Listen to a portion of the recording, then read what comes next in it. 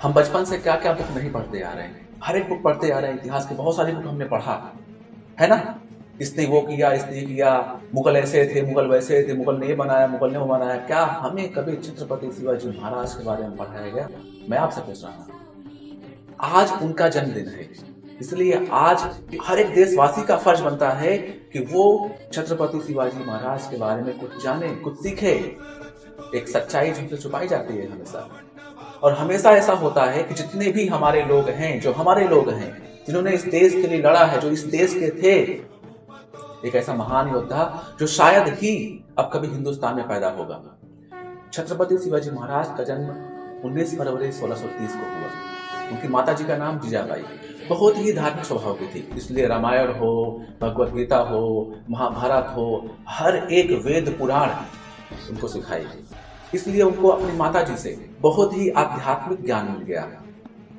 लेकिन वो पुत्र किसके थे और उन्हें काम क्या करना था? तो अध्यात्म का ज्ञान लेके वो अपने जीवन यापन नहीं कर सकते थे, और ना ही अध्यात्म का ज्ञान लेके वो अपने लोगों का रक्षा कर सकते थे। इसलिए उनके गुरु दादोजी उनको युद्ध कौशल सिखाए। हमारे छत्रपति शिवाजी महाराज कितने लीडर थे कि 16 साल की उम्र में ही पुरंदर हो, चाकन हो, इतने सारे फोर्ट खुद जीत लिए। एक 16 साल का लड़का। महाराज जी का जो ये ताकत बढ़ रही थी, इससे आदिल साहब बहुत परेशान हो गया। बहुत बार चेतावनी भी दिया कि भैया ऐसा ना करो। इसलिए उसने एक नपुंसक वाली रणनीति रची। उसने उनके पिताजी शाहजी राजे को किडनैप कर लिया। अब देखिए, पिताजी होते हैं, इसलिए अपने पिताजी के लिए कुछ समय के लिए अपने सारे कार्यक्रम को छोड़ दिए, कुछ लगभग 7 साल के लिए। लेकिन जैसे ही उसके चंगुल से अपने पिताजी को आजाद करवाए, उसके बाद तो धूम मचा दिए। धूम कुछ ऐसा जो आज तक हम याद रखते हैं। अब जब देखा जाए, आदिल शाह पहले अफजल खान को भेजता है कि जाओ शिवाजी को खत्म कर दो। अफजल खान आता है और छत्रपति शिवाजी महाराज को बोलता है कि तुम्हें निहत्थे आना है, मैं भी निहत्थे आ रहा हूँ, आओ गले मिलेंगे। लेकिन और छत्रपति शिवाजी महाराज को पहले ही मालूम था, और हिंदुस्तान के बच्चा बच्चा को मालूम था कि इनकी जात कैसी होती, ये धोखा कैसे देते हैं। इसलिए छत्रपति शिवाजी महाराज उससे मिलने से पहले ही एक कवर पहन लिया और उसके ऊपर कपड़ा, और जैसे उससे मिलने गए, अफजल खान चाकू निकाल के पीठ से पीछे से मारने की कोशिश की, और छत्रपति शिवाजी महाराज अपने हाथ में पहने थे वाग्न, पेट में लगा के पूरा अकली बाहर निकाल दिए। यहाँ पर ये सिलसिला थमा नहीं। आदिल शाह इतना गुस्सा हो गया था, क्योंकि इतने सालों से वो राज कर रहा था, और पहली बार ऐसा हुआ था कि कोई छोटा सा मामूली सा एक सरदार का लड़का उनको टक्कर दे रहा। इसलिए उसने हार नहीं मानी, फिर से भेजा। अब की बार किसको भेजा? सिद्दी जौहर को। सिद्दी जौहर के पास 1.5 लाख सेना थी। वो सिद्दी जौहर आया, और जिस किले में छत्रपति शिवाजी महाराज थे, उनकी सेना थी, उसको चारों तरफ से घेर लिया। लेकिन छत्रपति शिवाजी महाराज एक ऐसे व्यक्ति जिसमें चाणक्य जैसी बुद्धि, महाराणा प्रताप जैसा बल था, उन्होंने एक अपनी शास्त्र दिमाग लगाया। रात के अंधेरे में वहां से पलायन करने की कोशिश, पलायन हो गए। एक महान योद्धा की बलि हो गई, जिनका नाम था बाजी प्रभु देशपांडे। यहाँ पर भी आदिल शाह की हार हो। अब आदिल शाह तो हार रहा था, उसकी सेना हार रही थी, इसलिए अपनी बीवी का हेल्प लिया। उसके बीवी ने औरंगजेब को एक पत्र लिखा। पत्र में क्या लिखा? हमारे सैया हार चुके हैं। किससे? एक मामूली लड़के से, जिनका नाम छत्रपति शिवाजी महाराज है। हमारी हेल्प करो, हमारे सैया को बचा लो। अब औरंगजेब आ गया इस कहानी में। औरंगजेब ने फिर अपने मामा शाइस्ता खान को भेजा, इतनी बड़ी सेना लेके। शाइस्ता खान यहाँ पे आया, और छत्रपति शिवाजी महाराज जहां पर रहते थे, लाल महल, वहां पर डेरा डाल दिया। अब जरा आप सोचो, आपका घर है, कोई दूसरा व्यक्ति जो ना तुम्हारे धर्म का है, ना तुम्हारे भगवान को फॉलो करता है, क्या तुम उसको रहने दोगे घर पे? वो भी दुश्मन। इसलिए छत्रपति शिवाजी महाराज रात के अंधेरे में ही हमला बोल दिए, और इसी बीच में वो भागने की कोशिश किया, और छत्रपति शिवाजी महाराज ने अपने तलवार से उसकी 3 उंगली काट दिया। तो औरंगजेब भी अब हार गया।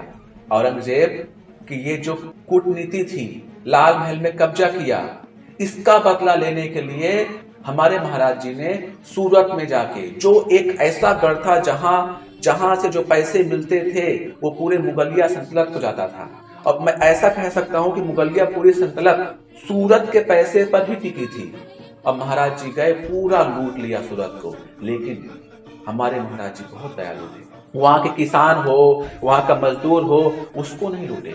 हमारे छत्रपति शिवाजी महाराज की एक खूबी थी, हम लड़ेंगे दुश्मन के खिलाफ, लेकिन उनकी बहन बेटियों को, उनके धर्म स्थल को हम नहीं तोड़ेंगे।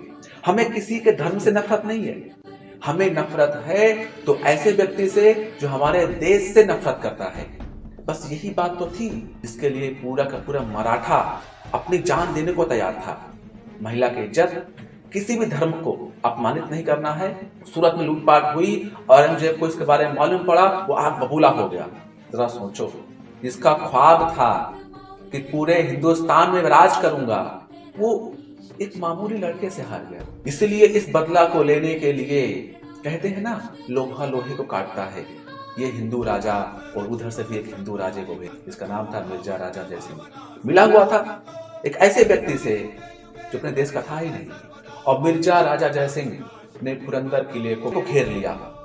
हालांकि उसकी सेना बहुत जरा थी और हमारे महाराज जी की सेना बहुत कम थी। उनको अपनी फिक्र नहीं थी, लेकिन उनको मालूम था कि अगर मैं लड़ने गया तो मुझे क्या होगा पता नहीं, लेकिन जो ये पूरी मेरी सेना है जो मेरे लिए जी रही है, ये खत्म हो जाएगी। इसलिए मजबूरी में उनको संधि करनी पड़ी। इस संधि के तहत उनको वो किला वापस करना। कुछ सालों के बाद औरंगजेब ने छत्रपति शिवाजी महाराज को बुलाया अपने दरबार में कि आओ, मैं तुम्हारे साथ सुलह करना चाहता हूँ। छत्रपति शिवाजी महाराज अपने 9 वर्ष बेटे संभाजी महाराज के साथ गए।